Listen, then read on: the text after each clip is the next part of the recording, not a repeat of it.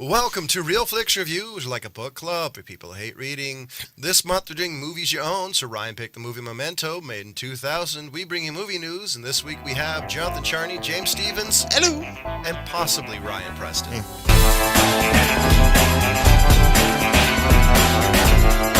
Since Ryan's here not to read his pick, I'll do it. It's a man creates a strange system to help him remember things so he can hunt for the murder of his wife without his short-term memory loss being an obstacle.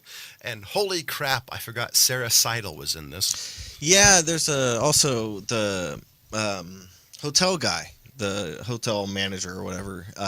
He's also one of the main characters from Sons of Anarchy. Oh crap, Bobby. You're right. Yeah, Bobby. Oh, wow. So I forgot about that. Yeah. Yeah, that one kind of took me by surprise. I was like, oh, wow, I forgot that. It's like, I know this guy, and I think, at least for Sarah Seidel or Georgia Fox, however you actually say her name, I think this was... Gay. I think this was on parody with the first season of... I think so. I think CSI came out the same year. I'm pretty sure. We could have taken 2 seconds to look that up before we did the show. It's about 2000 something. I actually looked it up before the show, but I forgot. Didn't save my notes. Oh. Why didn't you save your notes? I didn't save. Alrighty. Come on, give me a break. No. And I love Guy Pearce. I've loved Guy Pearce since the first time I see him in LA Confidential. He just has a very unique look, and he's actually a hell of an actor.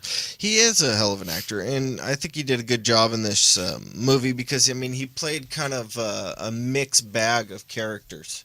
Mixed bag of nuts.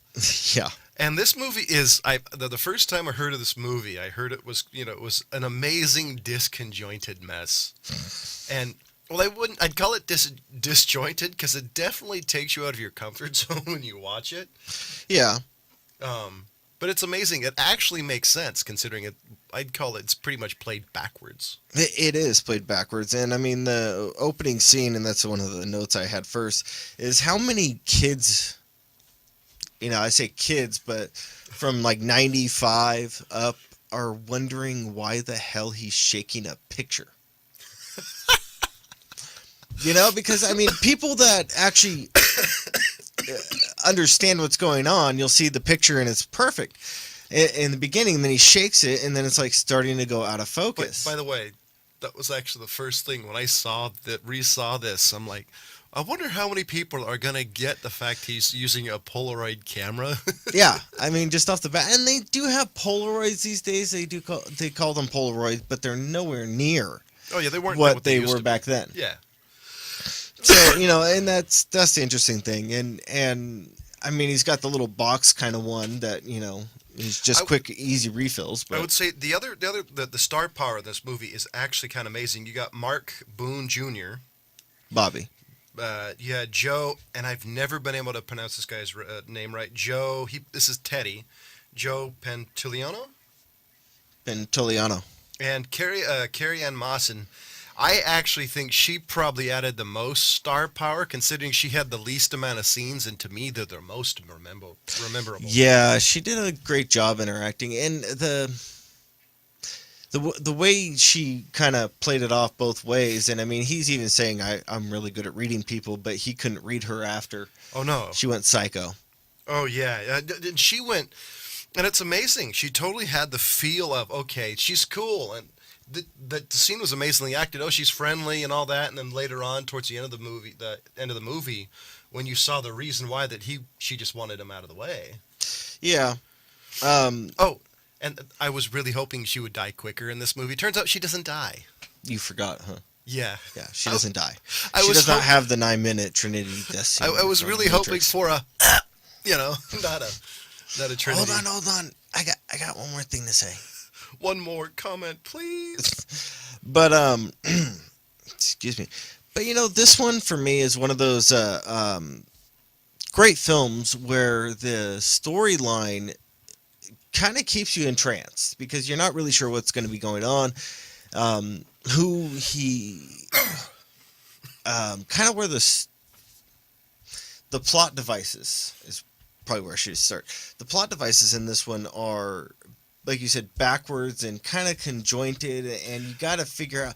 It's a total film that Well, I would say this is the storyline's pretty. I mean, it's kind of a simple who's done it, but the Yeah. twist on it is really well done. It's disconjointed, and the tattoos and the notes really lend itself to me to have a kind of engross you. Kind of okay, did this do it? Did this do it? I mean, it was kind of obvious, but still, I Well, was. the thing is you're looking at his notes and he's got there in there, don't trust this guy. This chick is going to do it out of sympathy when it's not Exactly. really sympathy. So it kind of takes those little things that he was saying, like my job got me trained for this, and you start thinking, okay, well he's on the right track, and then you find out, wait a minute, no, he's not. And for me, the way that they always leave this story open at the end is it's like one of those where it's like, was any of the ending of the film actually true? I love. That's the one thing that's always left me is like, is any of this Oh, ending, the oh last no, half sure. hour, any of it true? And it could totally be like the Bob Newhart show ending. If anybody here is actually old enough to see it, is the fact it turned out to be a dream. Yeah. But I do love the fact, this movie's kind of like an onion. There's different layers in it, and at least to me, that was the part that really kept me engrossed. It was, okay, there's the one scene he looked at it, and you saw the Polaroid of Natalie. Yeah. It said, you can trust her or whatnot. And later on in the movie, the Teddy made Guy Pearce's character write "cannot trust her" type of thing. Yeah. And that was another layer. It turns out that the cop or whatever he was right. Yeah. So the whole thing, I mean, it was amazingly well done. Well, you look at the beginning of the film.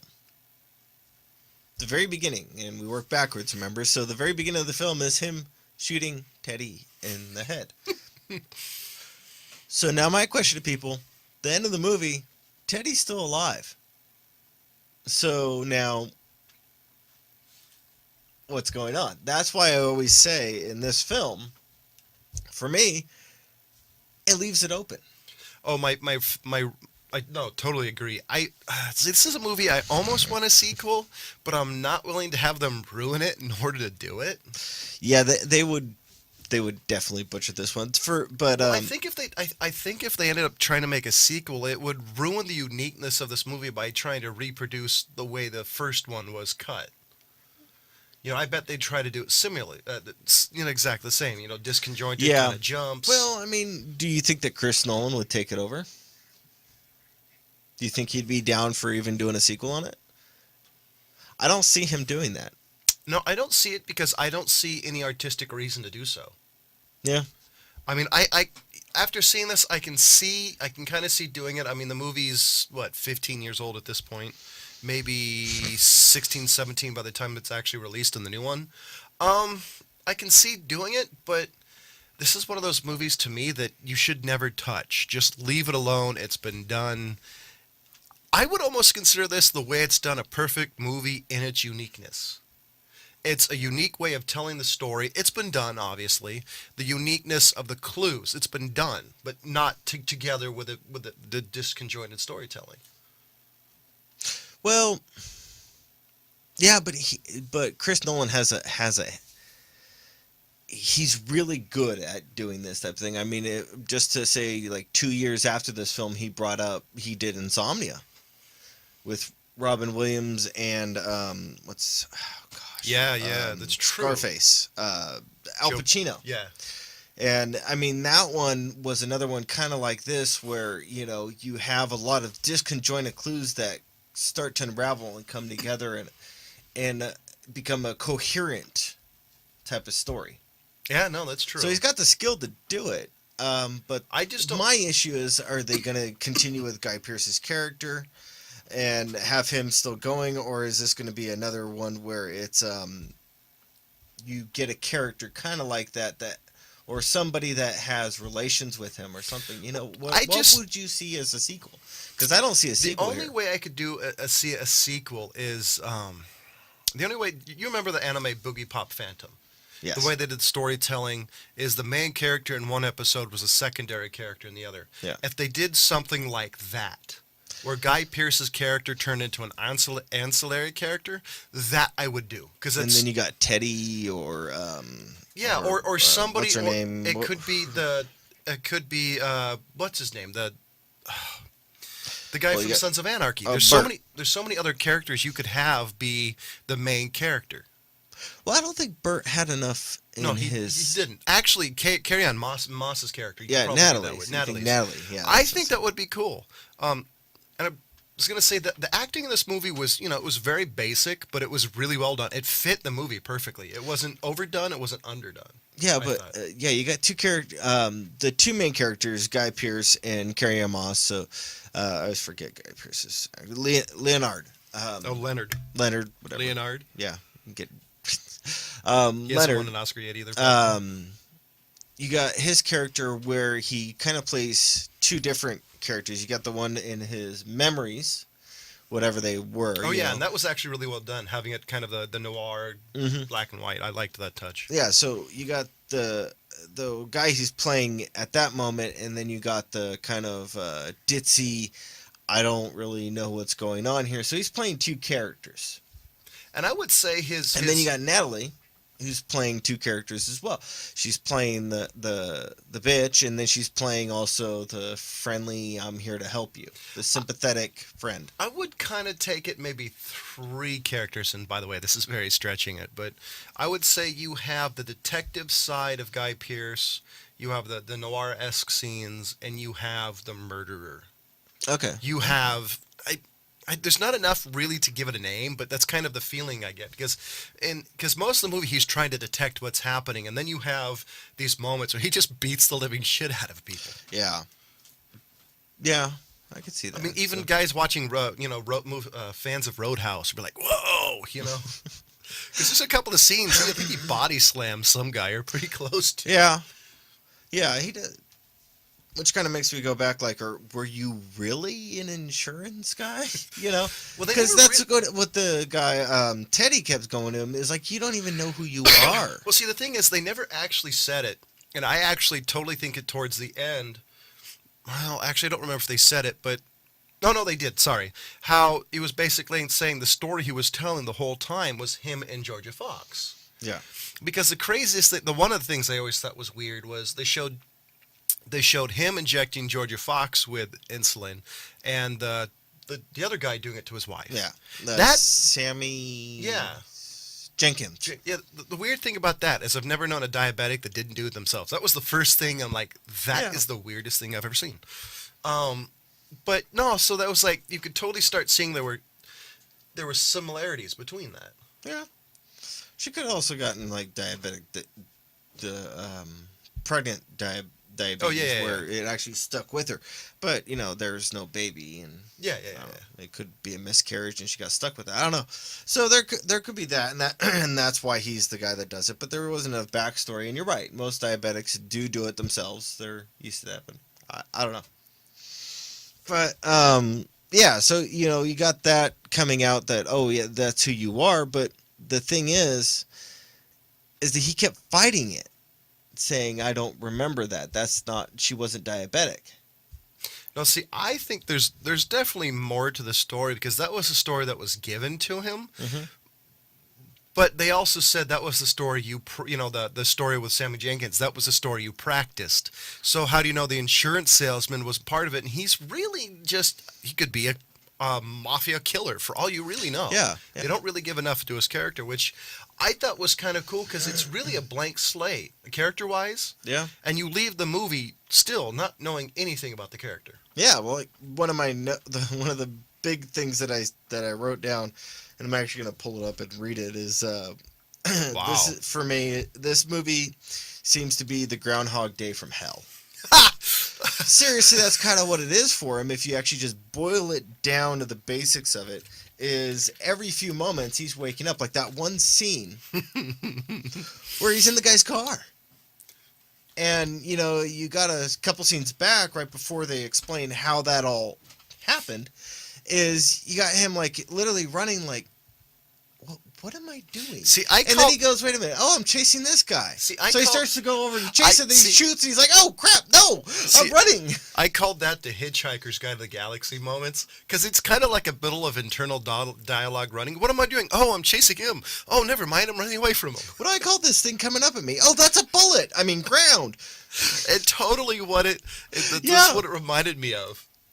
Yeah, like the whole thing where he's like, "I'm gonna get this guy. I'm gonna surprise him." Goes to the hotel, knocks out some black guy, some random black guy, and then he's like, "Oh wait, Sorry. I did the 6 and the 9 upside down." Goes over there and breaks into the guy's hotel room, and that's a horrible system. If you could just pop the door like that with a credit card, just kind of pointing that out, guys. Well, if you can do that to a hotel, don't stay there. Well, this was supposed to be. When this was supposed to take place? Is the early 90s? Yeah, I'd say early 90s, and I mean they had the key cards back then. Mm, Not all of them did, but there was some that did. That looked like it was supposed to be a cheap motel. Yeah, but anyways, $40 a week. But this is supposed to take place in Southern California. You have a little bit better security in most of those stores. I hope so. Just putting that out there. I hope so. Anyways, so then he gets in there and he's like, "I need a weapon." Finds the alcohol bottle and then sits down and he's kind of there. And then, not even like 30 seconds later, "What? I don't feel drunk. What's going on here?" And then he goes to take a shower.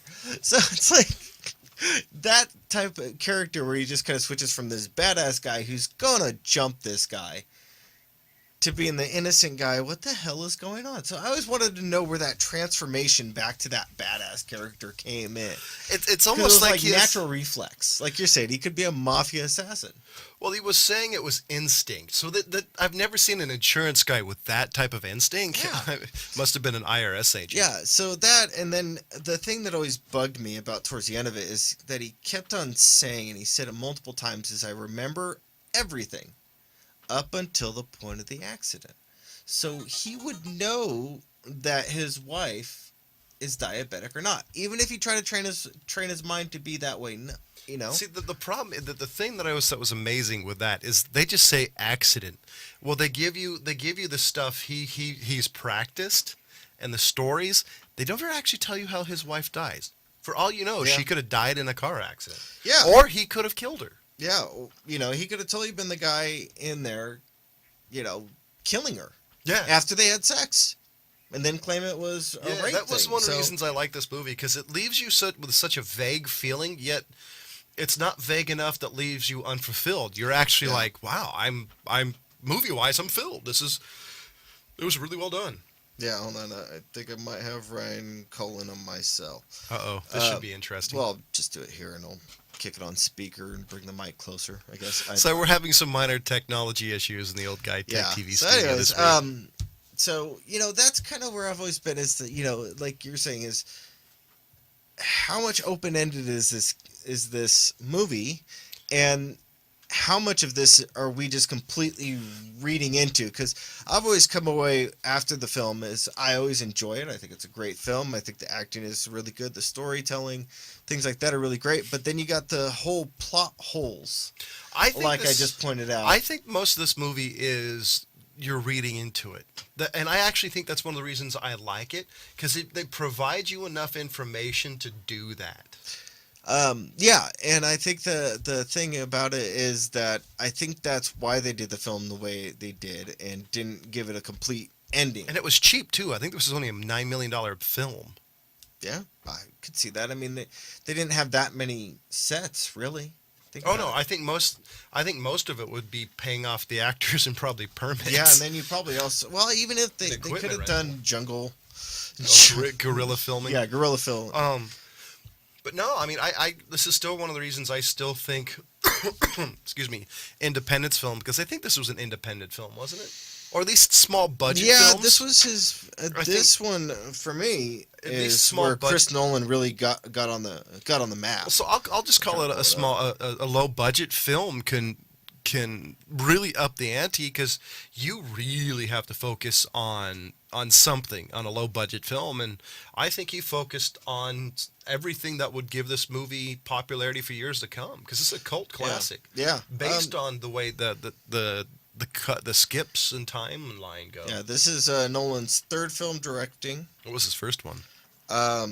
Doodlebug, which is a short, in '97, and then he did Following.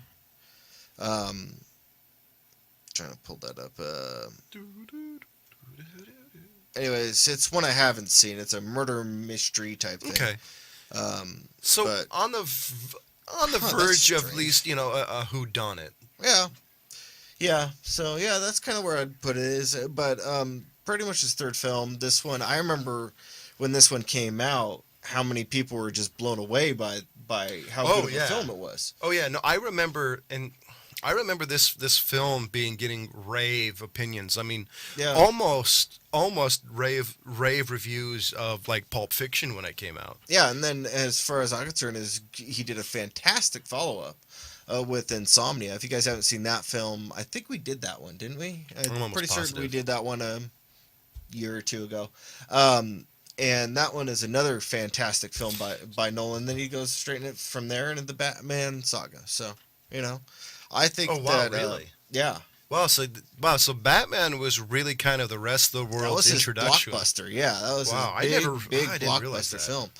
Yeah, So what as do you director. so what and do you then give he's got this some movie? writing. You know, I give this one a straight out 4 out of 5. It's, for me, it wasn't the big blowout of some of the other ones that he's got, but this one, I mean, as far as I'm concerned, most of the films I've seen of Nolan are 4 or 5s. No, I'll give this. No, I'm with you. I'll give this a 4 to 5. I think if I want people to watch a Nolan movie, I'm going to say skip the Batman's first. Watch this Yeah, I would say skip the Batmans and watch this one, and because at least throw in Insomnia too. because at least this One one there. you'll get to see. You kind of get to see his tools of the trade, his tricks and tools of the trade. Because Batman is, as much as I hate to say it, it's just a standard Batman movie, really, just Yeah. done a little bit different. I mean, you really can't screw up Batman that badly. Hold on. I'm prefacing this, except for a few. There are a few exceptions to that, but Batman's a pretty easy story to tell. As long as you don't have Arnold Schwarzenegger or Uma Thurman in it. And don't give Batman nipples. Not on his suit. Holy bat nipples.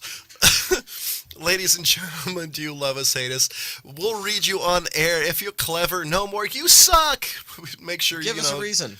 Yeah, and tell us on Besides that you're Facebook an idiot. page. Also want to give a shout out to apparently one of our biggest fans, Elizabeth Riffey.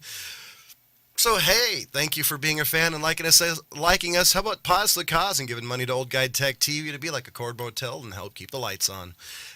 And since Ryan kind of failed at his job to bring movie news, on our Facebook page, I posted quite a bit of movie news today because I was looking, and on the Not Again department, Marky Mark, or Mark Wahlberg, as all Marky you Mark. young people call him, has confirmed he's returning for Transformers 5. Holy shit. What? Yeah, there's going to be a Is fifth. this another Michael Bay too? Yeah, No. it has to be. He's the only one who's directed him. Which, after there was an interview with him that he said somebody was complaining about, all the CGI and the action movie. And he's like, somebody said along the lines of, you do movies for teenage boys. And his comment was, what's wrong with that? And when you look at his bank account, you can obviously say nothing because it's been good for him. Yeah. Maybe not for my beloved Transformers. But, such is what it is. And on our Facebook page is the first look at Michael Fassbender on the set of Assassin's Creed. I've been looking forward to them doing one like And this. he My played Magneto, thing, right? I believe so. My thing about them doing this is, are they going to do it off of the back of the Helix type thing and the being able to be in any type of, throughout history? I'm hoping this is- Are they going to pick a certain area and focus on that? Like a certain I'm- point in history.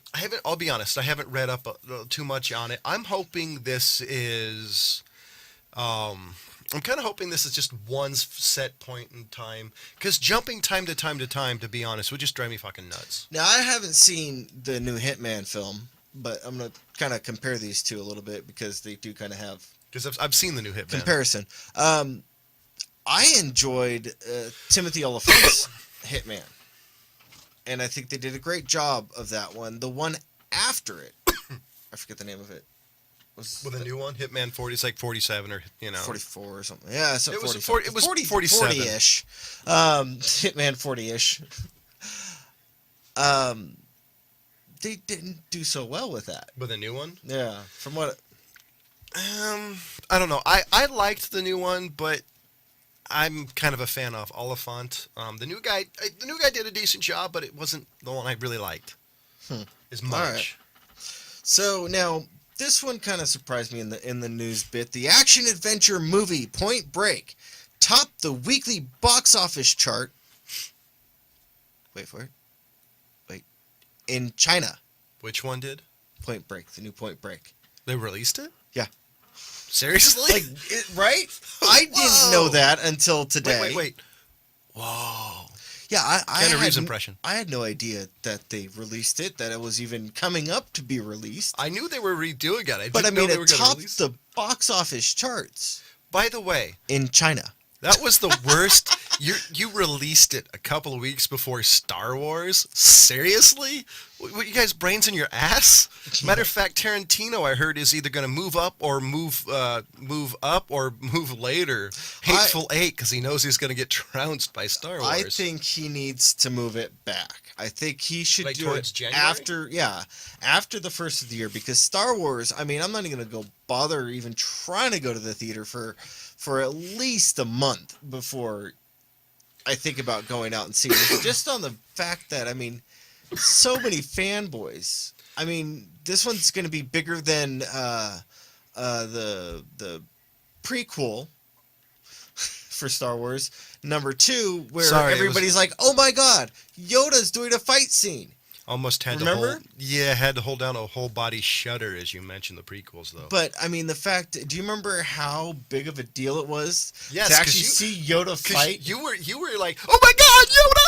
I mean, But there was you so were like a many 4-year-old people. little girl with a Barbie doll. But there were so many people that were like, went and saw the movie like 4 times No, seriously. before the first of the year, and this one was another one that was released on Christmas. And I know, I totally think you're right. I think Tarantino, unfortunately, because I think the way, from what I've heard of Hateful Eight, it sounds like a good Christmas movie, as odd as it sounds being a Tarantino movie.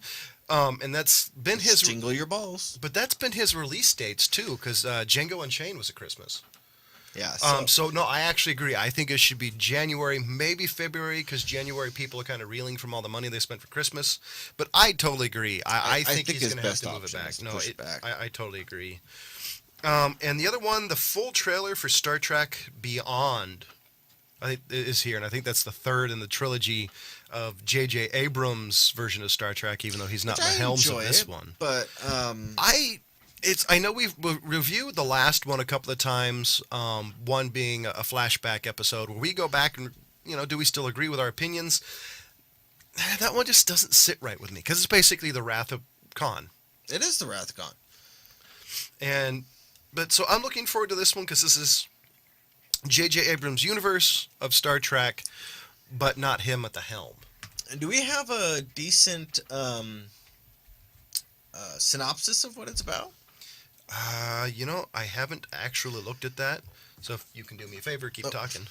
Because I've been saying it for a long time. Is I want something of the Neogenics War. I don't think it's I've been that. pushing for that for a long time. I think any real Star Trek fan would kind of jump on me about I that, totally saying, agree. yeah.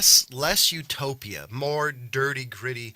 And according to this, at the time of a recording, IMDb has no plot. Okay. So everything sounds like it's being really close to the chest. All right, because I really want to push for that Neogenics War, because I want to know. They always hinted about it, but they really didn't get to go Oh, the in very detail. first episode of TNG talks about it. Yeah. So no, there's other hints throughout. I'm totally down with that. I want to see a dirty and gritty, less utopia, more chaos version of Star Trek. Yeah. Because I think that would be an interesting way to show Gene Roddenberry's vision. Not J.J. Abrams, but Gene Roddenberry's. Because Gene Roddenberry has a completely different version, in my opinion, of Star Trek versus what J.J. Abrams shows. Yeah, I'd agree with that. It's on the same spirit, but they're different. There's like this kind of line, and they're kind of parallel on things. But yeah, I want to see. There's less lens flare in Gene Roddenberry's version. True. But what is it? The visionary's eye. Yes, no, totally. And so next week, instead of doing a theater pick, since it's Christmas, and well, we don't particularly want to go to theater on Christmas. We don't want to fight the lines. That's a bingo. So we're gonna do a Christmas movie, at least our definition of one. So Real Flix Review is seeing the movie Krampus. Yeah. And did we want to release a show for this that we're going to be watching as well? Yeah, that's why not. Ryan, I know already agrees with this one. We talked about it a little bit last week. So we're going to be looking at Ash versus the Evil Dead. I think they're in episode 8, so it's still pretty early. But we're going to do the pilot, get a look at it, or the first episode, whatever they wanted to call it. Either way. So, yeah, I'm good with it. Cool. So we have no idea what Ryan is giving Memento, even A 5. though I'm pretty sure a 4 or 5. I was to say he's probably in line with us. I might, that's let him tell us next week Well, it's movies you own. True. And especially with his comment last week, watch it to see what he said. I gave the movie Memento a 4 out of 5. James gave it a 4 out of 5. Ryan is, well, we'll see next week. And next week we're doing the movie Krampus because we don't want to wait in line. And Ash versus the Evil Dead. And as always, thank you for watching. Goodbye.